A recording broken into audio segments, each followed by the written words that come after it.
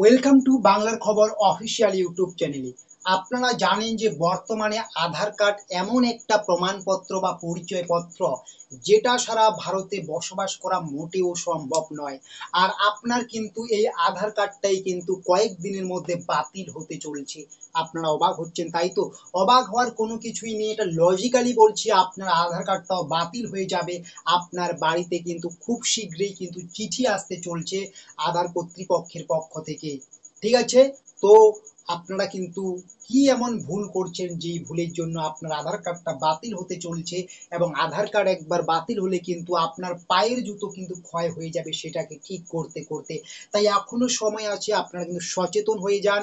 কি করতে হবে আপনাদেরকে সেটাও আমি বলে দিচ্ছি। এমনকি একটা মজার ব্যাপার, একটা কিন্তু অফার চলছে আধারের পক্ষ থেকে।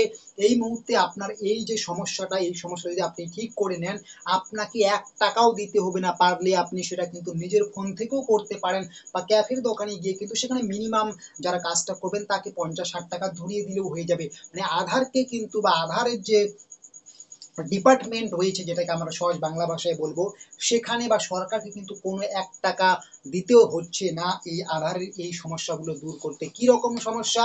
তো সবার আগে আমি বলবো কেন আপনাদের আধার কার্ডটা বাতিল হতে চলছে।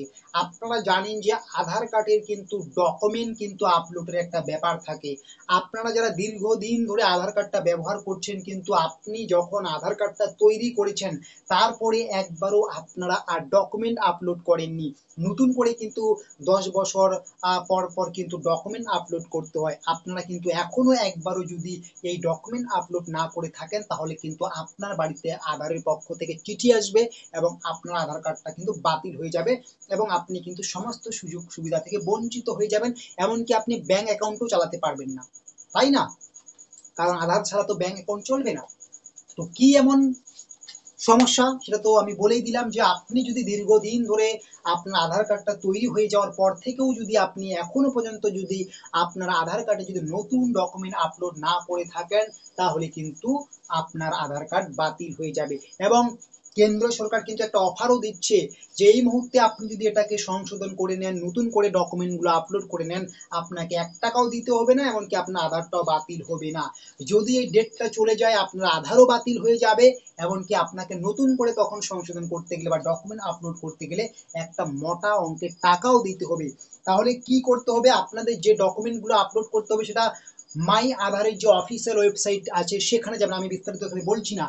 মাই আধারের যে অফিসিয়াল ওয়েবসাইট আছে সেখানে যাবেন, লগ ইন করবেন এবং সেখানে দেখবেন একটা অপশন রয়েছে ডকুমেন্ট আপলোড। ঠিক আছে? ডকুমেন্ট আপলোড আপনাদের এই যে স্ক্রিনে আমি দেখিয়ে দিচ্ছি। আর ডকুমেন্ট আপলোড এখানে গিয়ে কিন্তু আপনারা দেখতে পারবেন যে যেখানে অফারটা বলা হচ্ছে, যেই অফারটা থাকবে কিন্তু ১৪ই সেপ্টেম্বর পর্যন্ত, মানে এই সুবিধাটা কিন্তু আপনারা বিনামূল্যে ফ্রিতে ১৪ই সেপ্টেম্বর পর্যন্ত পাবেন। হাতে কিন্তু আর একদমই সময় নেই। এই ১৪ই সেপ্টেম্বরের মধ্যে যদি আপনারা একবারও আপনার প্রুফ অফ আইডেন্টি, অর্থাৎ আপনার যে পরিচয়পত্র বা আপনি যে আহ, এলাকায় থাকেন, বা আপনার যে প্রুফ অফ অ্যাড্রেস, মানে প্রুফ অফ আইডেন্টি মানে কি, প্রুফ অফ আইডেন্টি মানে আপনার সম্বন্ধীয়। ঠিক আছে? আপনার বাবার নাম কি, আপনার নাম কি, আপনার এজ কত, এই যাবতীয় যে তথ্যগুলো রয়েছে আপনার প্রুফ অফ আইডেন্টির যে কোনো একটা কিন্তু আপলোড করতে হবে। সেটা হতে পারে আপনার মাধ্যমিকের অ্যাডমিট, হতে পারে আপনার ভোটার কার্ড, যাবতীয় যে জিনিসগুলো রয়েছে আপনার যে কোনো একটা কিন্তু আপলোড করতে হবে প্রুফ অফ আইডেন্টি। ঠিক আছে? এবং প্রুফ অফ অ্যাড্রেস, আপনাকে কিন্তু অ্যাড্রেসটাও কিন্তু আপলোড করতে হবে। যেটা হোক না কেন, আপনার যদি যেখানে ভালো করে অ্যাড্রেসটা আপনার মেনশন করা আছে সেটা প্রুফ অফ অ্যাড্রেসের জায়গায় আপলোড করবেন।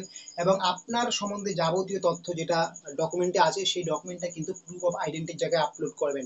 যদি আপনারা এটা ১৪ই সেপ্টেম্বরের মধ্যে না করেন, তাহলে কিন্তু আপনার আধার কার্ডটা বাতিল হয়ে যাওয়ার একটা বড় সম্ভাবনা থাকবে, যদি আগেও যদি আপনারা এটা কোনোদিন আপলোড না করে থাকেন। এবং ১৪ই সেপ্টেম্বরের পরে যদি এটা আপনারা করতে যান, তাহলে কিন্তু আপনাদেরকে একটা মোটা অঙ্কের টাকা দিতে হবে। ঠিক আছে?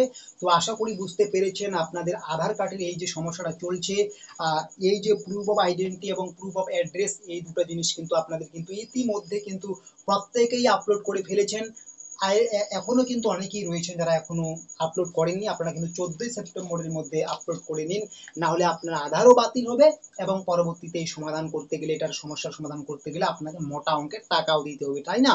তো অবশ্যই কিন্তু সময় থাকতে সময়কে কাজে লাগান। সময় থাকতে কিন্তু এই যে ডকুমেন্ট আপডেটসগুলোর ব্যাপার রয়েছে, এটা কিন্তু পুরোপুরি কমপ্লিট করে নিন, না হলে কিন্তু সমস্যায় পড়বেন।